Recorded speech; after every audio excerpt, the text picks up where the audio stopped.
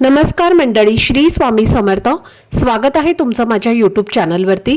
आजचा दिवस तुम्हा सर्वांना खूप छान सुखाचा समाधानाचा जाऊ देत हीच मी स्वामींच्या चरणी प्रार्थना करते आणि आजच्या या नवीन व्हिडिओला सुरुवात करते. पण त्या अगोदर तुम्ही माझ्या चॅनलवरती जर नवीन असाल तर चॅनलला पण लगेच सबस्क्राईब करा आणि कमेंटमध्ये श्री स्वामी समर्थ लिहायला अजिबात विसरू नका. तुमच्या घरात बाळकृष्णाची मूर्ती आहे का? पण तुम्हाला माहिती आहे का, जर तुम्ही एखादी छोटी चूक केली तर घरात सुख समृद्धीऐवजी संकट येऊ शकतं.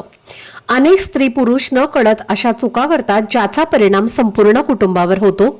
बाळकृष्णाची सेवा कशी करावी आणि कोणत्या चुका टाळाव्यात हे जाणून घेण्यासाठी व्हिडिओ हा स्किप न करता शेवटपर्यंत नक्की पहा, जेणेकरून तुमच्यापर्यंत योग्य ती माहिती पोहोचेल.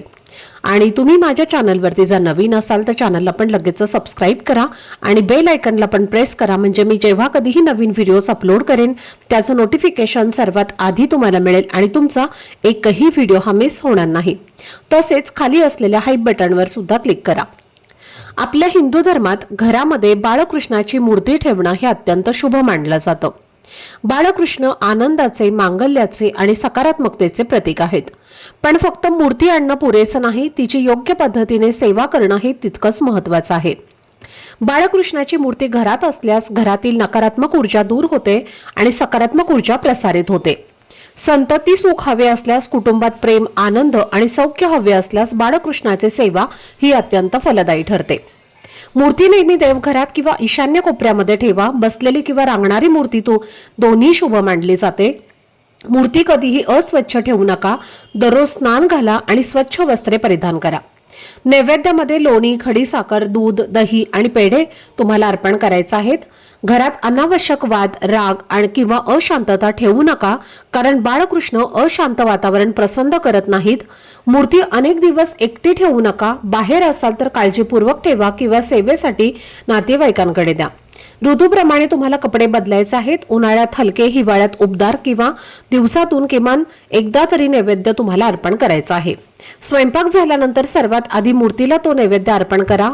मूर्ती खराब झाली असेल, तुटली असेल तर ती तुम्हाला विसर्जन करून नवीन मूर्ती आणून तिची प्राणप्रतिष्ठा करायची आहे. तामसिक अन्न देवघरामध्ये ठेवू नये. बासुरी, मोरपीस आणि वैजयंती माळ ठेवल्यास घरातील वास्तुदोष हा दूर होतो. नैवेद्यात तुळशीचं पान तुम्हाला ठेवायचं आहे. तुळशीशिवाय कृष्ण नैवेद्य स्वीकारत नाहीत. रात्री झोपताना प्रेमाने अंगाई गाऊन तुम्हाला छोटासा पलंग ठेवायचा आहे आणि पाणी जवळ ठेवायचं आहे. सकाळी टाळी वाजून किंवा घंटा वाजून सुप्रभात म्हणायचं आहे आणि हळुवारपणे झोपलेल्या जागेवरून मूर्ती उठवून आसनावरती बसवायचं आहे. स्नानासाठी शंख वापरल्यास शुभ मानलं जातं. साध्या पाणी किंवा पंचामृताने रोज स्नान घालावं.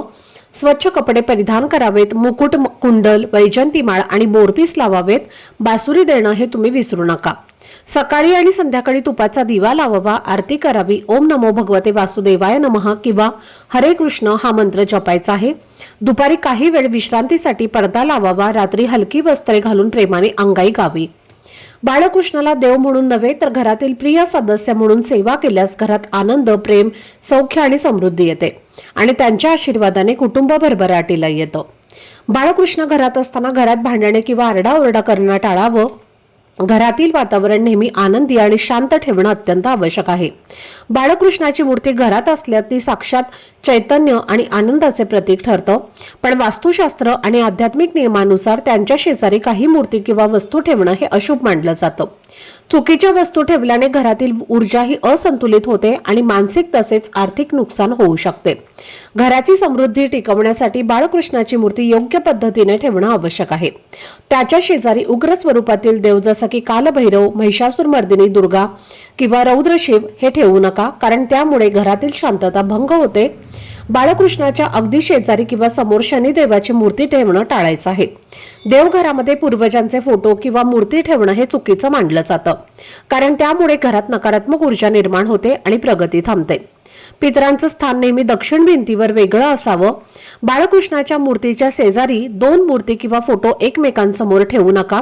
मूर्ती खंडित झाली असेल किंवा जर त्याला स्क्रॅच गेला असेल, रंग उडालेली असेल तर ती तुम्हाला बदलायची आहे, कारण खंडित मूर्ती घरामध्ये दुर्दैव आणतं. बाळकृष्णाच्या आसनाजवळ किंवा देवघरात अपवित्र वस्तू ठेवू नका, जसं की चामड्याचे बेल्ट, पॉकेट किंवा पर्स या ज्या गोष्टी आहेत तर त्या तुम्हाला जवळ ठेवायच्या नाहीत.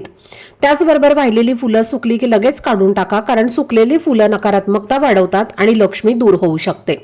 जर बाळकृष्णाच्या मूर्तीच्या शेजारी काही ठेवायचं असेल तर राधाराणीची मूर्ती सर्वोत्तम आहे, ज्यामुळे पती पत्नीमध्ये प्रेम वाढतं.